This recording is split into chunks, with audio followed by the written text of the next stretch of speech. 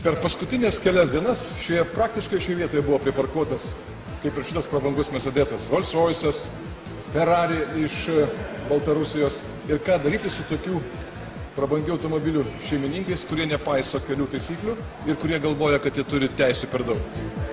Matyt, tankas yra geriausia priemonė.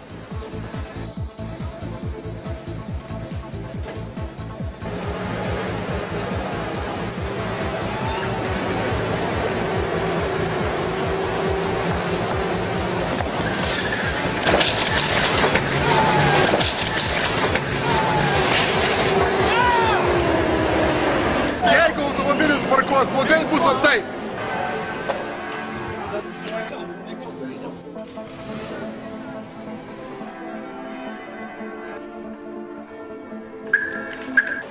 Sveiki, kitą kartą laikykitės kelių taisyklių.